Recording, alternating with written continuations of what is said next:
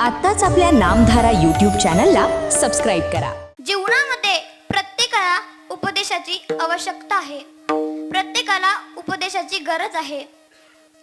संत असला म्हणून काय झालं, संत कधी चुकत नाही असं नाही। म्हणून मुक्ताबाई महावैष्णव ज्ञानोबरायांना म्हणजेच संतांना उपदेश करतात, कारण संतांना सुद्धा उपदेशाची आवश्यकता आहे असं आपल्याला आज सेवेसाठी घेतलेल्या अभंगावरून लक्षात येते। पहा, उपदेश कोणी करावा, उपदेश काय करावा याला फार महत्त्व आहे। तर इथे उपदेश करणाऱ्या आदिशक्ती मुक्ताबाई आहे, ज्यांचं वय अतिशय लहान आहे। किती लहान आहे तर अवघ्या 6 वर्षाच्या मुक्ताबाई आहे। मुक्ताबाई या संत पदापर्यंत पोहोचलेल्या ज्ञान संपन्न असणारा श्री संत ज्ञानेश्वर महाराज यांना उपदेश करतात, कारण उपदेश केल्यानंतर त्या उपदेशाचा ज्यांना उपदेश केला त्या उपदेशाचा त्यांना परिणाम व्हावा यासाठी मी तुम्हाला संत चरित्रामध्ये एक प्रसंग सांगते। श्री क्षेत्र दक्षिण निवासी शांती ब्रह्म एकनाथ महाराज यांच्या संत चरित्रामधील हा प्रसंग आहे। एकदा शांती ब्रह्म एकनाथ महाराजांकडे एक आई आली तिच्या बाळाला घेऊन। ती महाराजांना म्हणाली, महाराज, माझा मुलगा फार गूळ खातो, तुम्ही त्याला सांगा की बाळा, गूळ खाणं आरोग्याला चांगलं नाही, गूळ खाणं शरीराला हानिकारक आहे। तेव्हा शांती ब्रह्म एकनाथ महाराज म्हणाले, बाई, तुम्ही याला 8 दिवसानंतर घेऊन या। तेव्हा ती बाई व बाळ तिथून निघून जातं। 8 दिवसानंतर ती बाई परत येते। शांती ब्रह्म एकनाथ महाराज त्या बाळाला जवळ बसवतात आणि सांगतात, बाळा, गूळ खाणं चांगलं नाही, गूळ खाणं शरीराला हानिकारक आहे। तेव्हा ते बाळ म्हणालं, आई, महाराज, मी इथून पुढे गूळ कधीच खाणार नाही। तेव्हा ती बाई व बाळ तिथून निघून जातं। पण त्या आईच्या मनामध्ये एक प्रश्न असतो। ती आई म्हणते, महाराज, तुम्ही एवढं सांगण्यासाठी 8 दिवस का लावले? तेव्हा शांती ब्रह्म एकनाथ महाराजांनी गोड उत्तर दिलं। शांती ब्रह्म एकनाथ महाराज म्हणाले, बाई, 8 दिवसांपूर्वी मीच गूळ खात होतो आणि मी जर या बाळाला उपदेश केला असता तर या उपदेशाचा याला परिणाम झाला नसता। म्हणून अगोदर मी गूळ खाणं बंद केले आणि नंतर या बाळाला सांगितलंय, बाळा, गूळ खाऊ नको, गूळ शरीरासाठी हानिकारक आहे। उपदेश करणाऱ्यांनी तो उपदेश आत्मसात केला पाहिजे, मग तो लागू होत असतो। सांगणाऱ्याला त्या गोष्टीचा अनुभव असला पाहिजे। आहे का मुक्ताबाईंना त्या गोष्टीचा अनुभव? आहे का मुक्ताबाईंचा एवढा मोठा अधिकार? विठ्ठल विठ्ठल माऊलींनी जन्म कुठे घ्यावा हे ठरलेलं होतं। आपे गावचे विठ्ठलपंत कुलकर्णी साक्षात भक्तीची मूर्ती आपल्या रुक्मिणी माता यांच्या पोटी माऊलींनी जन्म घ्यावा। माऊली त्या ठिकाणी जन्म घेतात ज्या ठिकाणी आईचं व्रत पाळायला लागतं। अश्वत्थ वृक्षाला 1000 प्रदक्षिणा विष्णू सहस्त्र नामासह घालणारी माता तेव्हा ज्ञानोबराई जन्म घेतात तिच्या उद्धारामध्ये। सहज ज्ञानोबराई कुठेही जन्माला नाही येणार, सहज छत्रपती श्रीप्रभू कुठेही जन्म नाही घेणार। तुकोबरायांना जन्म घ्यायचा असेल तो बोलोबा आणि कणकई असावा लागेल, तिथेच तुकोबराय अवतीर्ण होतील। ते सांगतात ना, देवते संत निमित्त त्या प्रतिमा साक्षात परब्रह्मदेवाचा अवतार घ्यावा, साक्षात महाविष्णूंचा अवतार घ्यावा। आणि म्हणून माऊली काय सांगतात, ज्ञानराज माझे योगांची माऊली, ज्ञानराज माझे योगांची माऊली, ज्ञानराज माझे योगांची माऊली, ज्ञानराज माझे योगांची माऊली, ज्ञानराज माझे योगांची माऊली।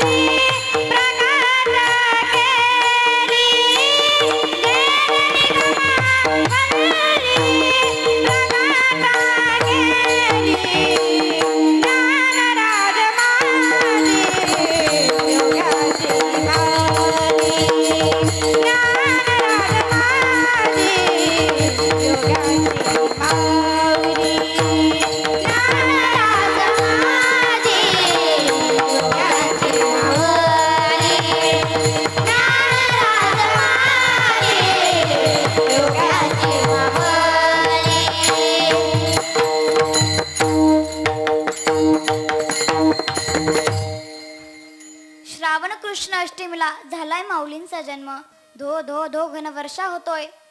जसा भगवान गोपाल कृष्णांचा जन्म, साक्षात महाविष्णूंचा अवतार.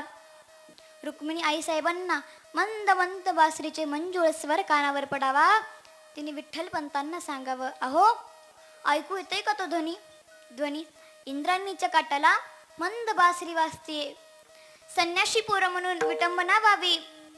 आपल्या चारही लेकरांना अशा मातेपित्यांच्या पदरी द्यावं. धर्मपीठाचा निर्णय द्यावा. विठ्ठल पंतांनी रुक्मिणी मातेला धर्मपीठासमोर सांगावं, मुलं मोठी होत चालली आहे, मुंज बंधन करावं लागेल, मुंज करावं लागेल.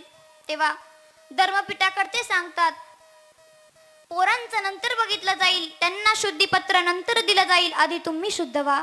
तेव्हा विठ्ठल पंत सांगतात, मान्य आहे आम्हाला, आमच्याकडून झाली धर्माची विटंबना, तुम्ही सांगाल ते आम्ही प्रायचित्त घेऊ, परंतु आमच्या लेकरांना सुखानं जीवन जगवा, आमच्या लेकराच्या जगण्याची व्यवस्था करा. विठ्ठल पंतांचा निश्चय दिला होता. विठ्ठल पंत आणि रुक्मिणी मातेंचा निर्णय झाला होता. आपल्या लेकरांना जर सुंदर आयुष्य जगवायला मिळायचं असेल तर आपल्याला हे जीवन संपवावं लागेल. म्हणून दोघेही जण रात्रीचा काळोख, कुत्र्यांची किंचळण कानावर पडतंय आणि अशा परिस्थितीमध्ये झोपडीच्या बाहेर पाऊल न पडावा अशी परिस्थिती झाली होती रुक्मिणी मातेंची. वात्सल्य अंतकरण दाटून आलंय. रुक्मिणी मातेनं मुक्ताईच्या डोक्यावरनं हात फिरवला, सोपान काकांच्या डोक्यावरनं हात फिरवला, ज्ञानदेवांच्या डोक्यावरनं हात फिरवला, निवृत्तीनाथांच्या डोक्यावरनं हात फिरवला. तेवढाच निवृत्तीनाथ उठून बसले आणि निवृत्तीनाथांना रुक्मिणी मातेने जवळ घेतलं आणि सांगितलं, निवृत्ती, आपल्या तीनही भावंडांना सांभाळशील ना रे? कैवार घेशील ना? निवृत्तीनाथांना धड रडताही येईना. मोठमोठ्याने लेकरं उठतील, सगळं आवंडा गेला, सगळं आवंडा गेला. एकीकडे धर्मपीठाचा निर्णय होता, एकीकडे पत्नी धर्म होतं, जावं लागणार होतं, हृदय कठोर करावं. ज्ञानोबारायांच्या उशाशी भगवद्गीता होती.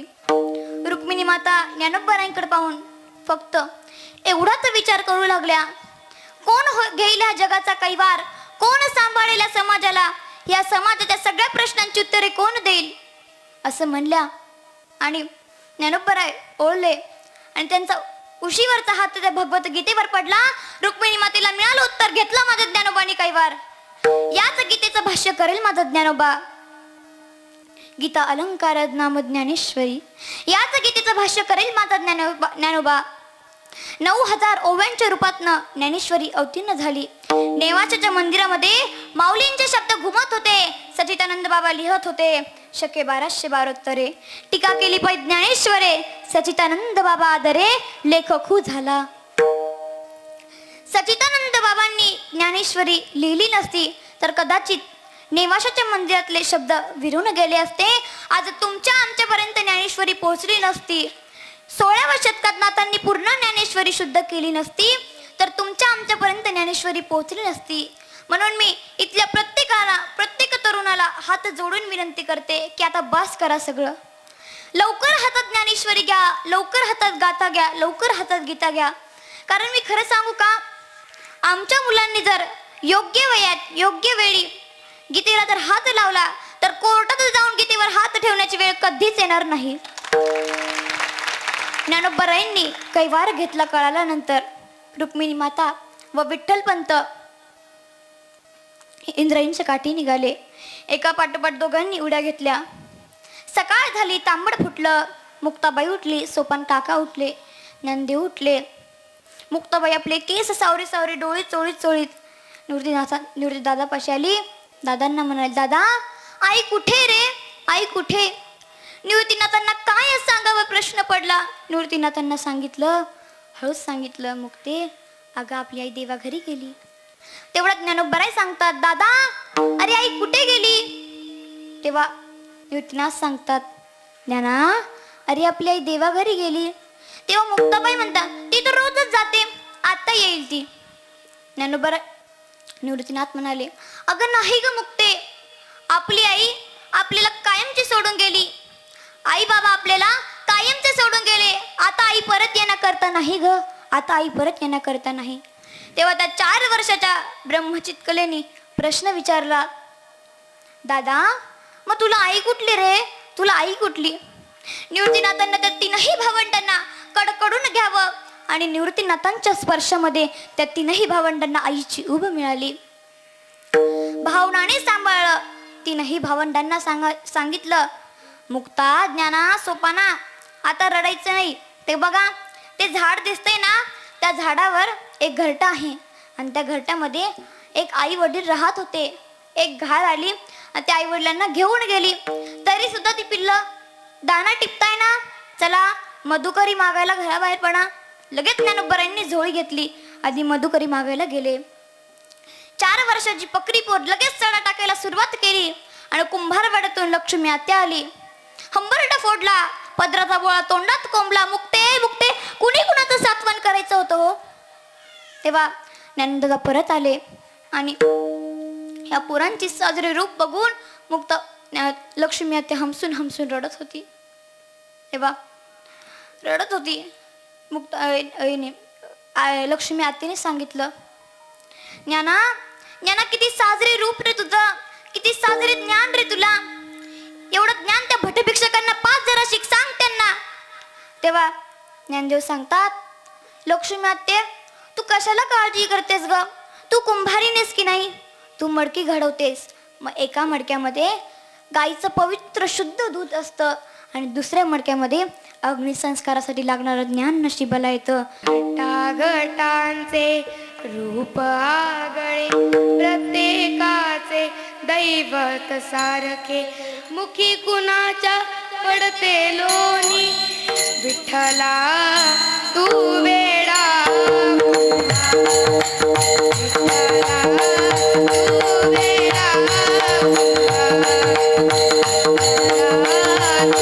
वेडा ज्ञाना ज्ञाना, किती रे ज्ञान तुझ्याकडे. ते ज्ञान जर आता भटभिक्षकांना पाच जराशी सांग त्यांना. कुणी कुणाचं सात्वन करायचं होतं हो. लगेच ज्ञानोबरायांनी चौपाती खांद्यावर घेतली आणि एखाद्या बाईनं यावं, झोळीत भिक्षा घालावी. विसोबा भट्टांनी यावं, अरे कारट्या जगतोस तरी कशाला, भ्रष्टाचार केला धर्म, विटाळ झाला विटाळ झाला, तुमची सावली आमच्या अंगावर पडली. किती ऐकावं, किती सहन करावं. एवढा अपमान, एवढी निंदा. एखाद्या माणसाला म्हणावं तिकडे सरका, लगेच तळपायची आग मस्तकात जाते. पण ज्ञानोबरांनी काय करावं, किती अपमान, किती निंदा. तेव्हा आणि ह्याच लोकांसाठी माझ्या ज्ञानोबांनी काहीतरी लिहिले. जगाच्या कल्याणासाठी माझ्या ज्ञानोबरांनी पसायदान लिहिले. एवढी अंतकरण वृत्ती फक्त माझ्या ज्ञानोबाकडे, फक्त माझ्या ज्ञानोबाकडे. एवढी अंतकरण वृत्ती फक्त माझ्या ज्ञानोबाकडे. ज्ञानोबाराय दुसऱ्या दिवशी चौपाती खांद्यावर घेतली आणि भिक्षेसाठी निघाले. विसोबा भट्टांच्या दारामध्ये उभा राहिले आणि म्हणाले, माते जरा पाणी द्याल काय? अरे ज्ञाना, पाणी कशाला, थांब, तुला जेवायलाच वाढते, तू बस तर खरा. नको नको, कोरांनाचीच भिक्षा द्या, गोडधोड खाण्याची सवय नाही राहिली. ज्ञाना तू बस तर खरं. नको नको, ओम भवती भिक्षांदे असं म्हणावं आणि तिथंच थांबावं. तेवढ्यात दुपारच्या वेळी विसोबा भट्टांनी यावं, ओलापंचा अंगावर घेऊन अंगणात पाऊल टाकावा आणि म्हणावं, शिवहरी शिवहरी शिवहरी. अरे कारट्या, विटाळ झाला, आता स्नान करून आलोय, या ओसरीपर्यंत आलाच कसा, चल बाहेर हो चल.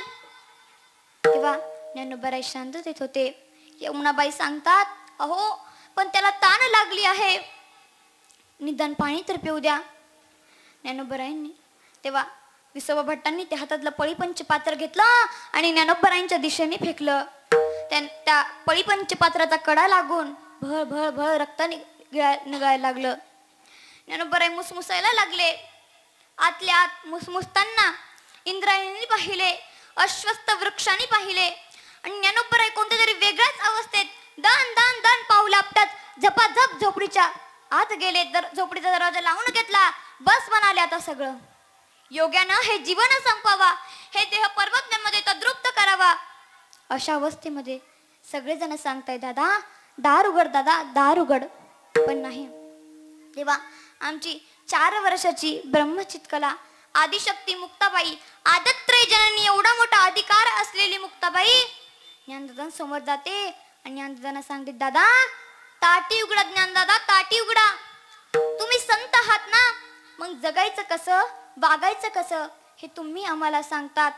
योगी योगी पावन मनाचा, योगी पावन मनाचा, योगी पावन मनाचा, योगी पावन मनाचा, योगी पावन मनाचा, योगी पावन मनाचा, योगी पावन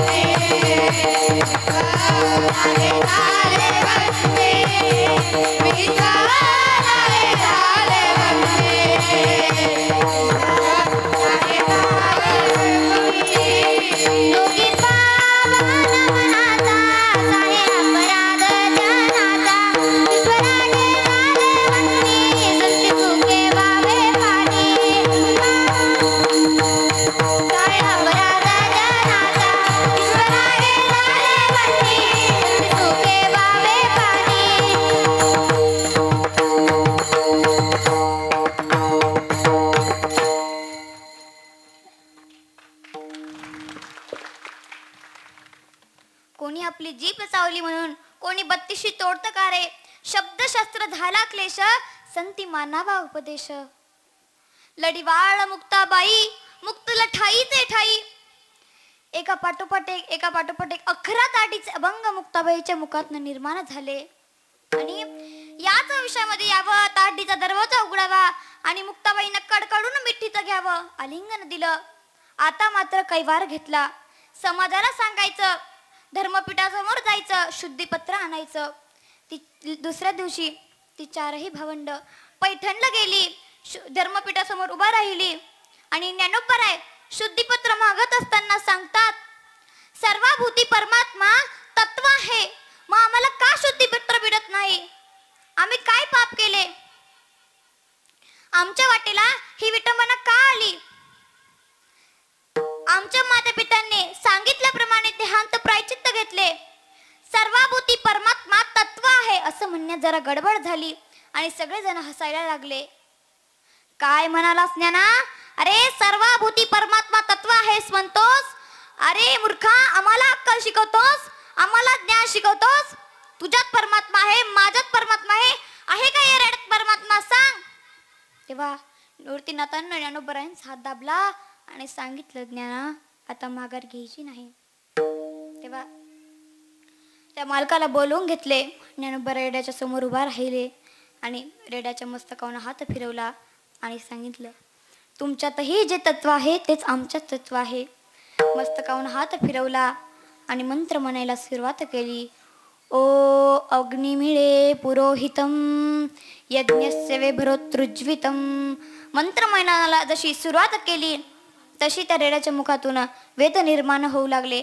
जडमुड जडमड उद्धारिले, जडमुड उद्धारिले, जडमुड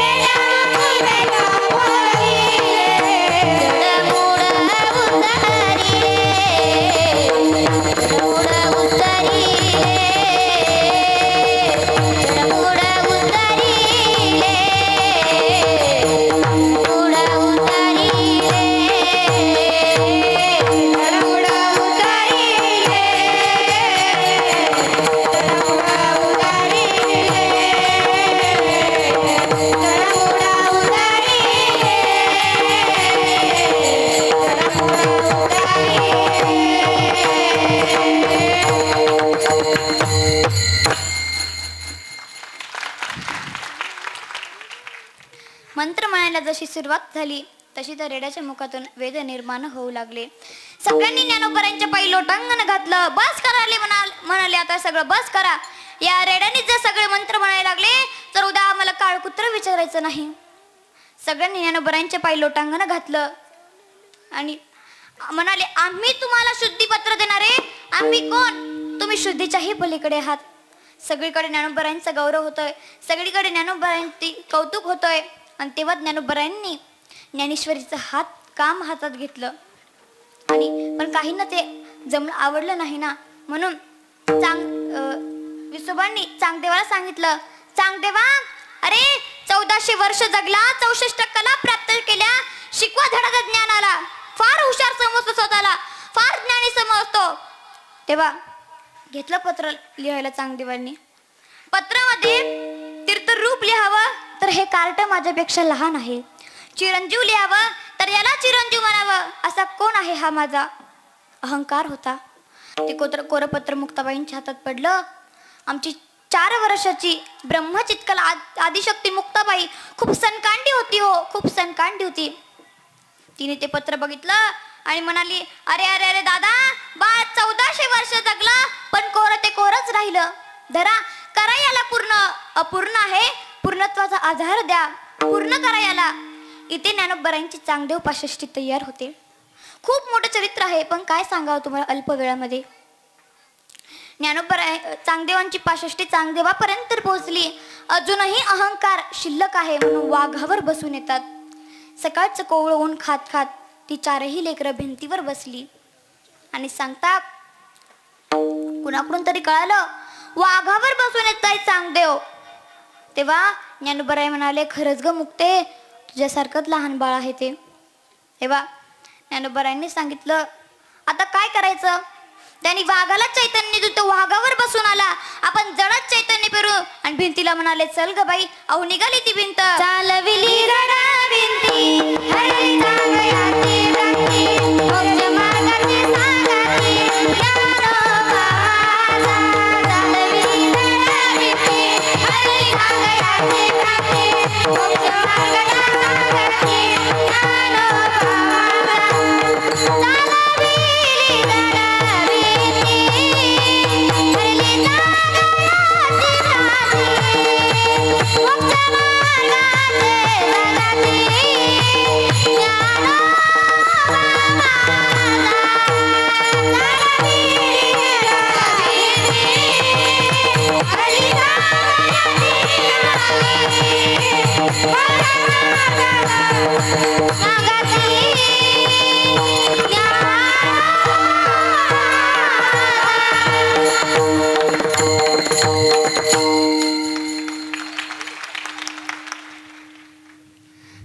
जड भिंत निघाली. चल ग बाई म्हणाली. अहो निघाली ती भिंती. आज 21व्या शतकामध्ये काही मंडळींची दृष्ट काढावी, मीठ मोहरांनी दृष्ट काढावी अशी मंडळी आहे. ती म्हणतात असं कुठं असतं का, भिंत कुठं चालते का, रेडा कुठं बोलतो का. अशांची मीठ मोहरांनी दृष्ट काढावी, सोडून द्यावं. आपल्याला काय जास्त विचार करायचा नाही. ज्ञानोबरायांच्या भविष्यात भिंत चालली, परमेश्वराला भिंत चालावं लागली. ज्ञानोबरांनी रेडा बोलवला. आमच्यातला भावना कमी पडताय, आमच्यातला विश्वास कमी पडतोय. तुकोबरांनी ठामपणे सांगितलं आचरण घ्या, विश्वास ठेवा, पूर्ण नंदाला आनंद प्राप्त झाल्याशिवाय राहणार नाही. निवृत्तीनाथांना चांगदेवाला सांगावं अरे रेड्यासारखे निष्क्रिय निर्बुद्ध समाज आहे आत्ताचा, भिंतीसारखा निचल होऊन बसलाय. तेव्हा आज कुणी कुणाशी नीट बोलायला तयार नाही. त्या काळामध्ये ज्ञानोबरांनी म्हणावं नामदेवाशी पांडुरंग बोलतोय निवृत्ती दादा, आपल्यालाही गेलं पाहिजे. तेव्हा ज्ञानोबरांनी एक वर्ष नामदेवांसोबत तीर्थावळी केली, तीर्थयात्रा केली आणि नंतर मग पांडुरंग परमात्म्याकडे आले आणि पांडुरंग परमात्म्याला म्हणाले पांडुरंगा भगवंता झालं का रे, आता थांबतो. आता निवृत्तीनाथांना कळालं होतं की कार्तिकी वारी जवळ आली. ज्ञानोबराय जीवन संपवायची भाषा करू लागले. तेव्हा पांडुरंग परमात्म्याने परवानगी दिली, उपदेश केला. निवृत्तीनाथ म्हणाले ज्ञाना माझ्या आधी जाशील का रे. हो म्हणाले, गुरूंच्या आधी गेलंच पाहिजे. तेव्हा आळंदीमध्ये सगळीकडे पताका लावल्या, समाधीची तयारी केली. आणि मुक्ताबाई काय सांगतात तर अभंगाच्या पहिल्या चरणात, संतताची दाना जगी, संतताची दाना जगी, संतताची दाना जगी, संतताची